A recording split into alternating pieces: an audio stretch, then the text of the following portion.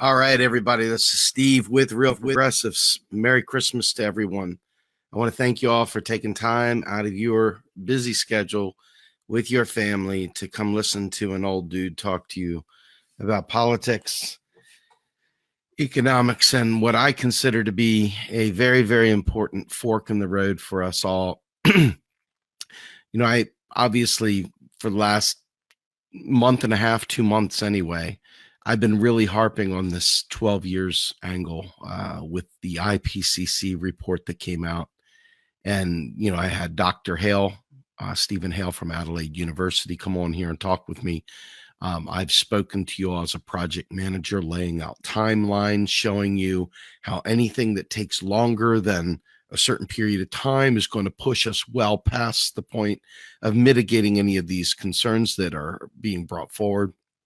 We aren't just trying to come up with a plan, we're having to actually implement a plan and then in turn bring down the carbon footprint, not just in the United States, because the environment doesn't just coalesce around this little landmass. It's the whole damn globe, right?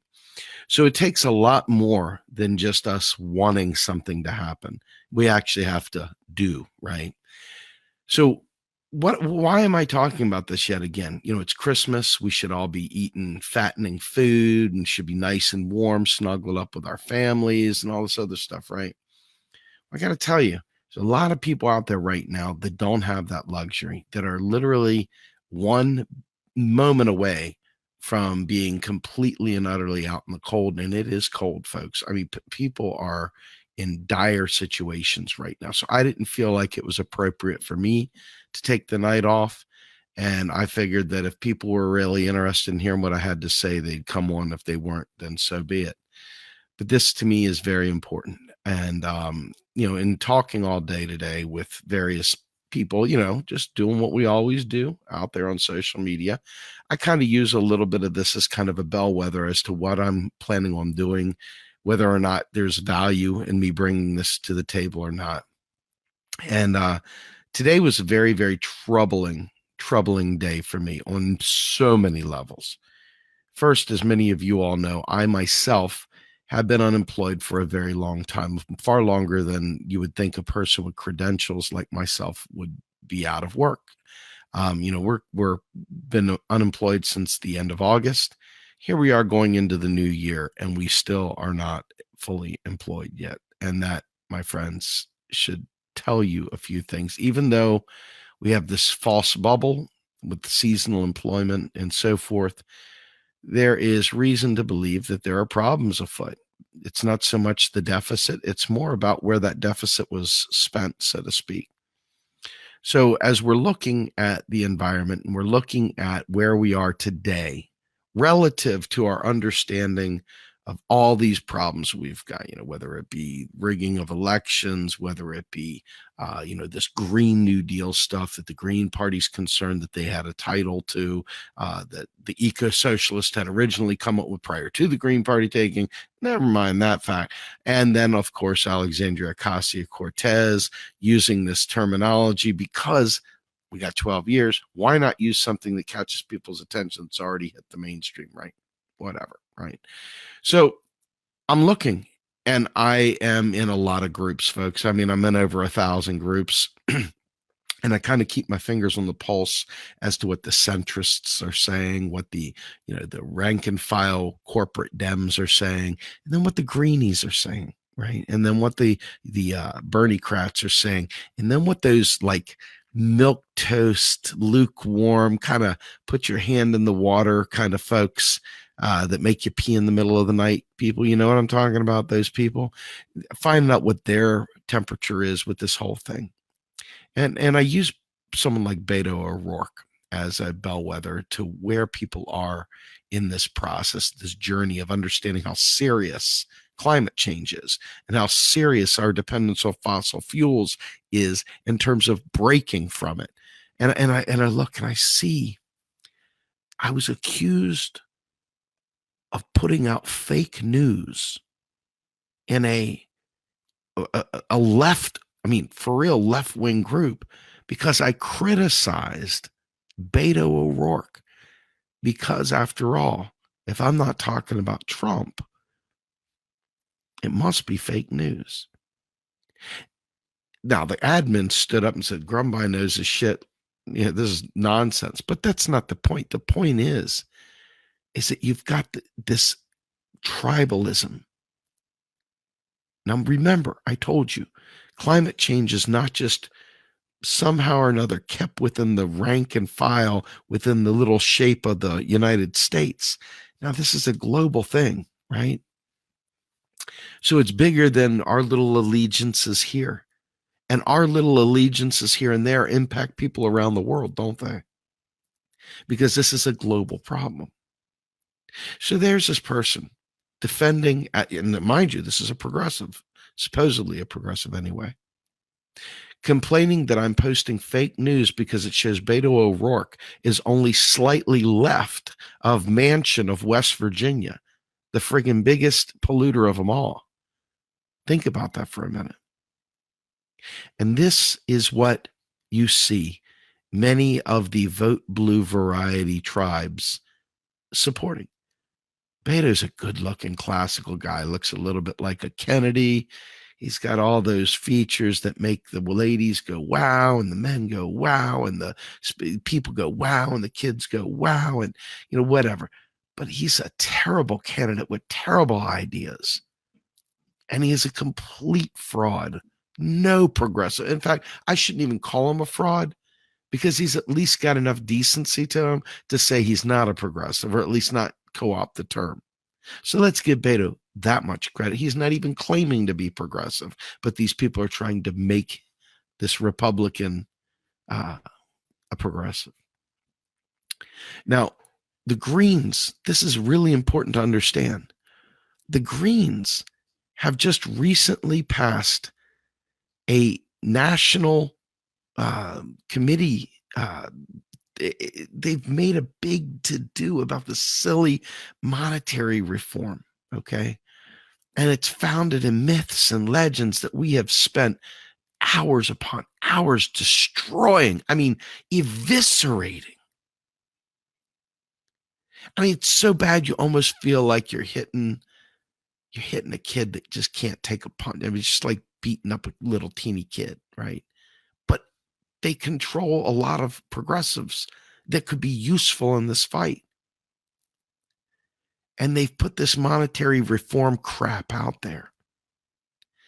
And you look at this and you say, how many years does it take for you to institute all your bullshit ideas before you think we can have a sovereign currency to solve climate change? Crickets, folks, crickets. And then I get downright nasty with the straight truth. And it's not nasty. I'm not going, you effing idiot. It's straight truth. Like, I'm not wiggling. I'm not giving an inch. I'm not giving a millimeter. I'm like, explain how this gets us to the 12 years. Oh, you think the Democrat? I asked how your plan gets us to the 12 years. I don't care about the Democrats right now. I'm only talking to you. How does your plan get us where we need to be in 12 years? If it does not, it's time you told people that your plan doesn't do anything for us in 12 years, and admit that. If you don't admit that, let's be fair. If you're saying you do something that doesn't work and you know it doesn't work, if they were my child, I would call my own child a liar. Do you understand what I'm saying? I would call my child a liar if that was what they said. So I'm asking again, and I say it point blank, if you're telling me that your plan cannot solve and address the issues within 12 years, you got to end the Fed. You got to green the dollar. You got to create an unelected monetary reform board. You've got to do all this shit before you ever get to be able to have a Green New Deal. Now, mind you, there's zero political will to do this. And the very people you would need to do this, you say we can't work with them. Because if we can get the Fed fixed by these same people, then we could get a Green New Deal fixed by these people, right? Same thing, same exact people have to do it, right? Will not answer the question. I mean, folks, straight up will not answer the question. So let's see. We've got the Beto O'Rourke camp. We've got the recalcitrant, we're going to reform money before we do anything camp. And we got the next team, and that's the public banking team that thinks that somehow or another we're in debt to private banksters, that the government is in debt to private banksters and all this other stuff. So they're going to create a whole new series of public banks to address this problem. Now, we're going to talk about the time and length of, the durations and timelines and stuff like that we require to create this network of public banks. And also to build up enough support that you could do that. And remember that it comes from the same sources the other stuff comes from. Do you begin to see a pattern here? At some point in time, you do see a pattern. At some point in time, if you're truthful with yourself, you realize folks are trying to shoehorn their pet ideas, and they don't really believe this 12-year window. They're not really in it for the 12-year window. The 12-year window is not really all that big a deal to them. Or they're just terrible project managers. I don't know which it is, but something's amiss. The reality is that Congress alone is going to be the one that does this one way or the other, whether we like them or not. And each one of these party-based solutions, the answer is always the only way we can do this if we have our party in power. And they've got to be empowered by an unimpeachable amount, by some supermajority, because we can't do anything otherwise. So every one of these things is a poison pill. Every single one of them. I mean, literally. And you ask yourself, does anybody believe this 12 years? Or is this just FUBAR? Is this just like more bullshit? And I'm asking. I'm seriously asking the question. I want to know. Do we have 12 years or not? If we don't have 12 years, and there's no intention of trying to solve this problem, let's be honest about it. If 12 years is a crock, and there's no such issue as man-made climate change, let's be honest about it. But if this is real, what is the end game for them keep throwing up these pet ideas that have literally no possible timeline value to solving the problem within 12 years? Why do they keep coming up with these wackadoodle, nonsensical, weird approaches? I mean, seriously, you almost have to want to try to out-weird somebody with some of the bullshit that comes up in these things. Folks, Congress will authorize the spending. That's it. That's the answer. The only answer that gets us 12 years. The only answer. And I see friends that give a lot of latitude because maybe they like their politics on some other issue. So they give a lot of latitude to these lunatic fringe ideas, these economic, just money crank ideas. And the reality is that is ground zero to solving these problems, period. It's time we stop giving an inch to the money cranks or admit we don't care about trying to solve any of these problems. It really is that simple, folks. It's that simple.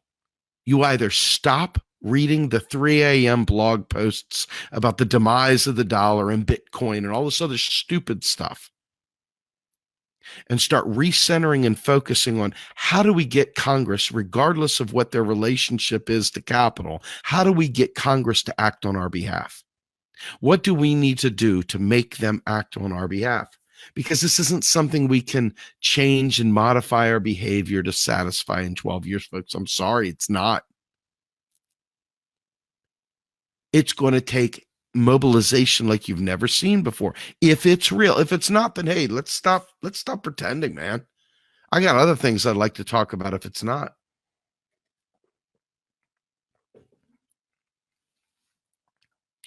We don't have the luxury, unfortunately, of, well, I'm green, so therefore I only hang with greens. Because, if you vote for a pro-war capitalist party like the Democrats, they got all the adjectives that go with it, It's like I'm so cool, right? You get the adjectives that they throw in there.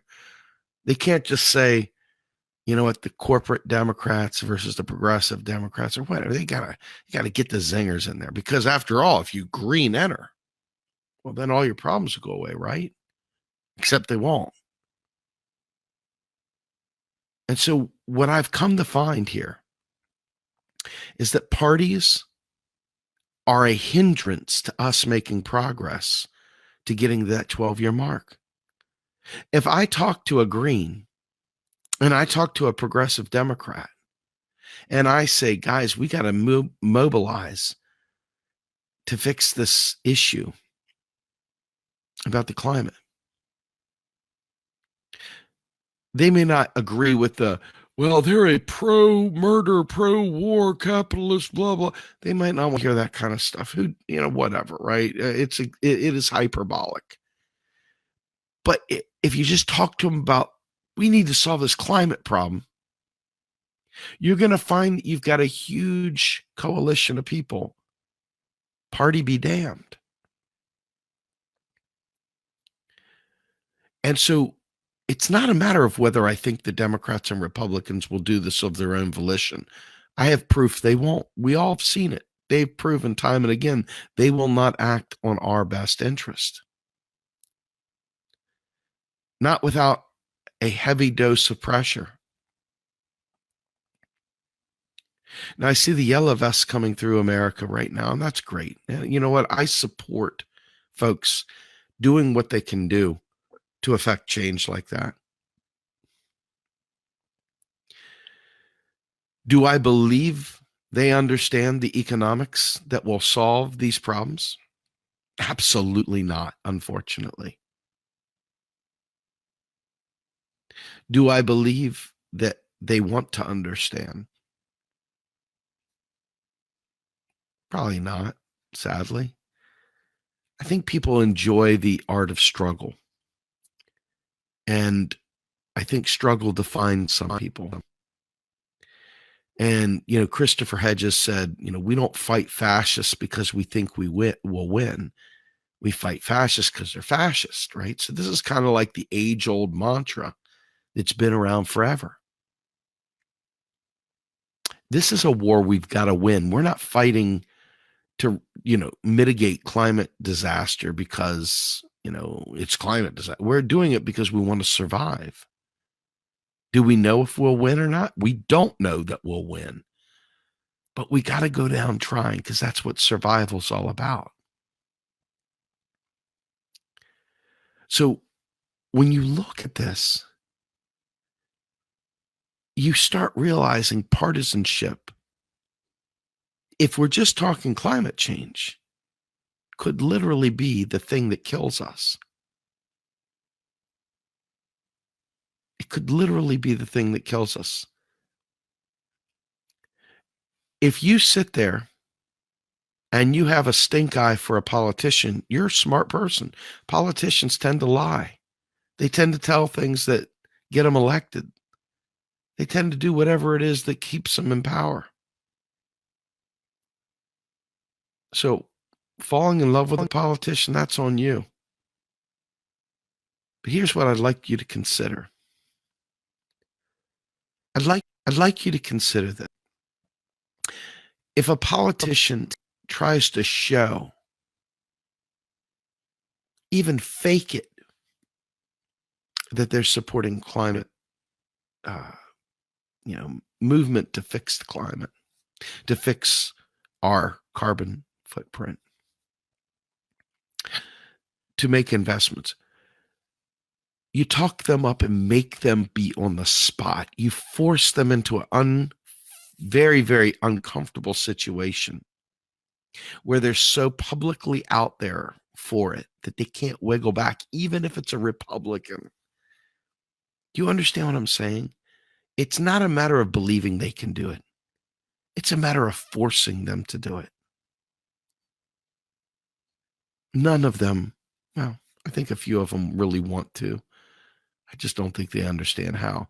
I think there's a couple that do, and that's why I support them, but that's another story for another day. The balkanization of our culture, of our world, of our lives, of everybody's little teeny, the black working class voter, the white working class voter, is meant to divide us instead of just keeping it class, instead of it just keeping workers, instead of it just keeping the 99%. They try and carve off little pieces, and it may feel like you're putting focus there, but what you're really doing is you're mitigating the power of the 99. You're literally trimming away pieces of the 99 whenever you do that.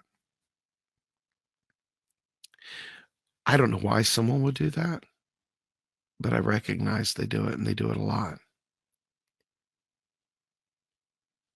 So each time we try to splinter off and worry about our little turf that I've talked about before, go back to the Warriors video I played a while back with Cyrus, for your little turf. We are putting ourselves in grave danger. Grave, grave danger. When you pull the weirdness out of the conversation and you just stay focused on climate change, let's just say we want to end our dependence on fossil fuels. Let's just say we want to stop fighting these wars. There's probably a pretty bold amount of people that would like to stop that. But the problem is when we start carving off pieces, little teeny chunks.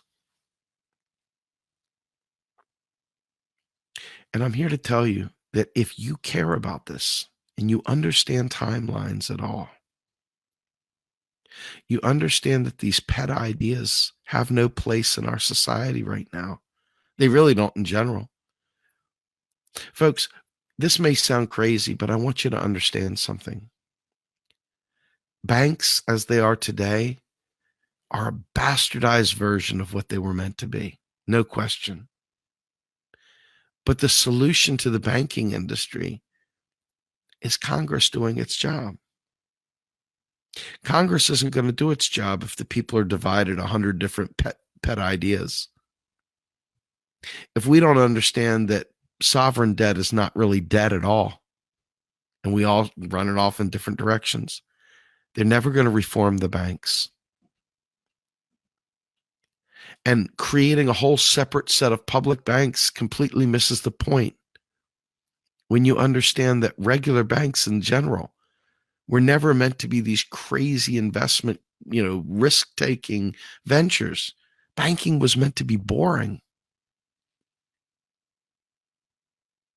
These guys were the guys you didn't mind chaperone your wife or whatever. They were freaking dudes wearing freaking leather visors or green visors and they nerdy glass. They were not the guys you were. It was boring, man. These guys couldn't. It was boring. It's the way it should be again. There's a Monty Python skit we were talking about the other day. They talk about these guys. They're boring, boring, boring. File cabinets, ledgers, not exciting, Wolf of Wall Street stuff. That's not what it was meant to be. And Congress alone has the power to fix that and make banking the way it was supposed to be. As they say, Ellis says, make banking boring again. Warren Mosler said, make banking boring again. Make banking boring again. But you don't need a whole separate apparatus, do all this crazy shit. You just got to know your stuff. And you got to recognize that when you start going weird, when you start deviating from this understanding, it's not useful anymore. It's like a soggy piece of toilet paper. It's no use anymore. It's no use. No use at all. No use at all. And we literally have to come to grips.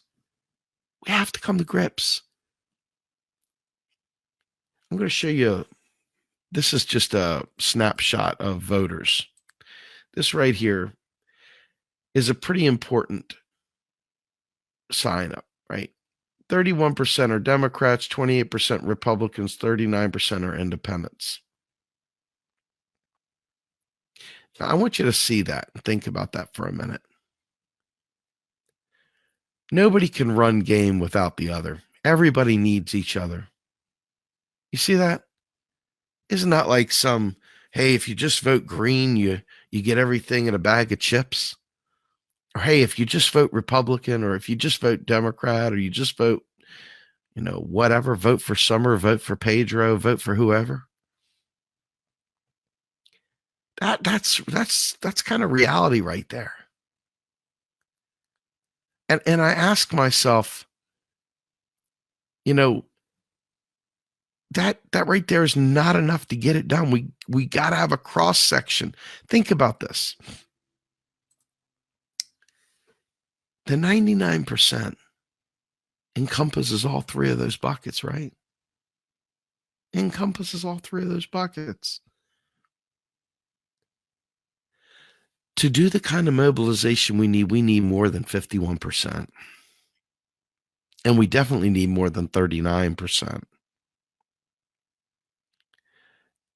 We need to be able to get to a point where we meet people where they are, but yet we're not sitting there coming up with crazy shit.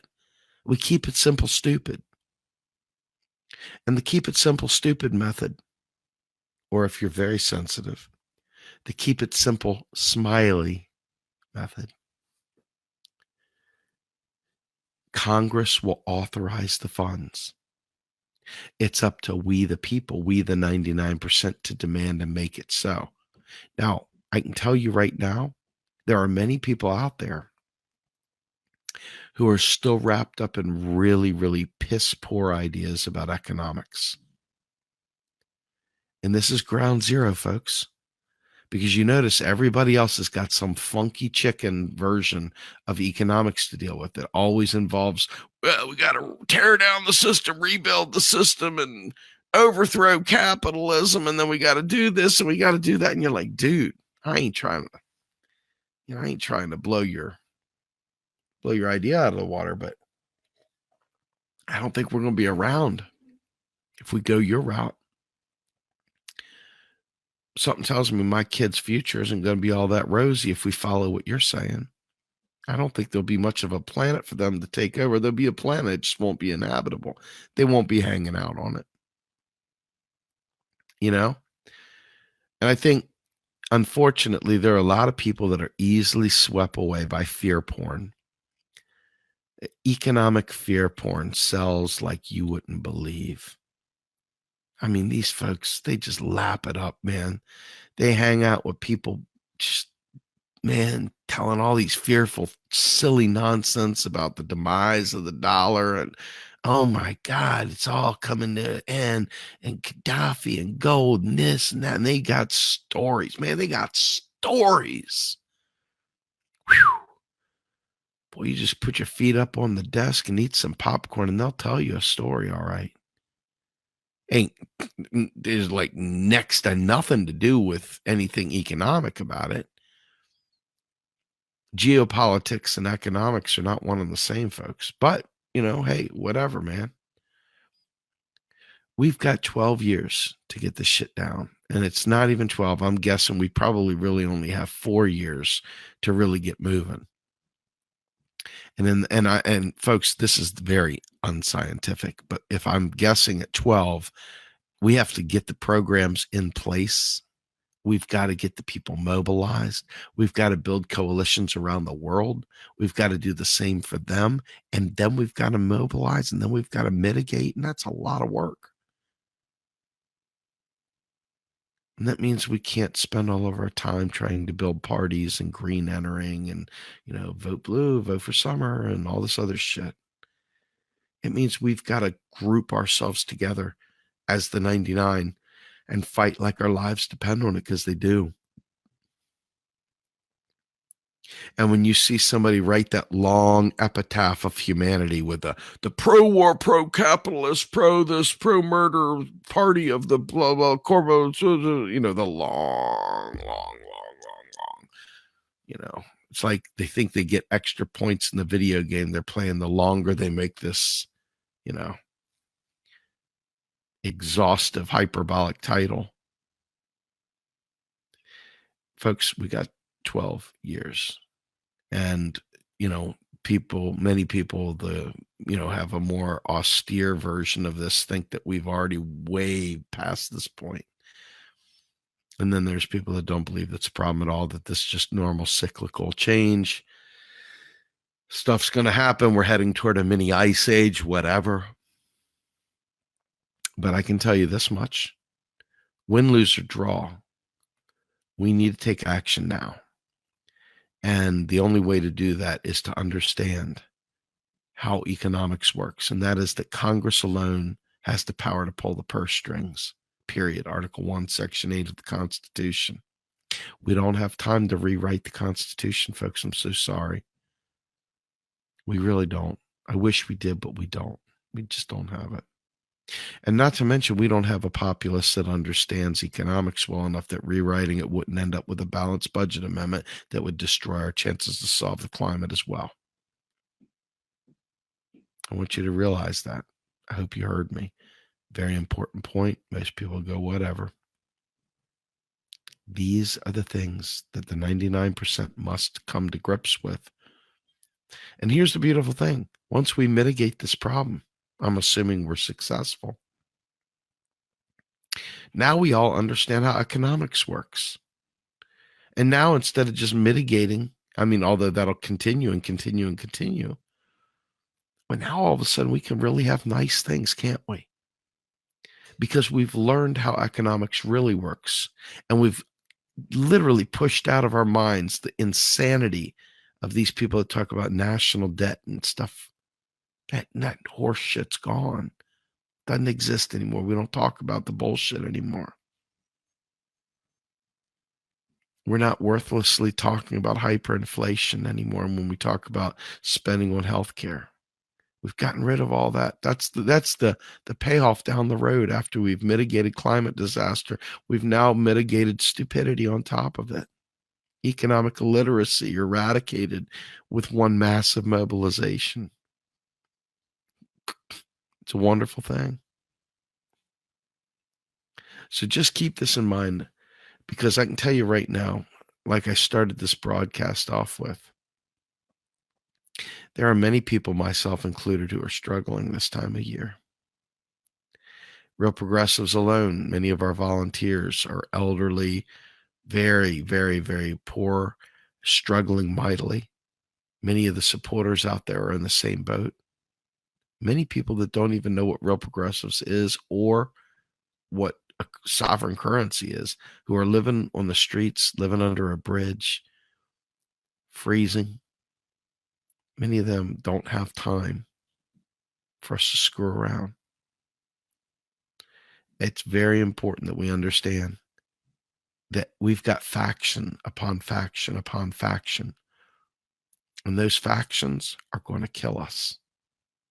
I'm not here telling you who to vote for. That's not what I'm talking about. Please, if you come out of this thinking I'm telling you how to vote, please rewatch this video and make sure that you heard the same thing I said. I'm telling you that we as a people need to mobilize. Party be damned. Because we have to survive if we want any chance of making it through and having our kids have the real debt that's hanging over their head. And that's the environmental, ecological debt we just can't pay back. I'm Steve Grumbine with Real Progressives, hoping you guys have a wonderful holiday season and you consider my words carefully. If you feel I've made an error, please message us and let us know. If you feel there's something I could have said better, please let me know. If you feel I hit the nail on the head, don't be afraid to throw a compliment. I certainly don't reject them. In the meantime, have a wonderful night. I'm out of here.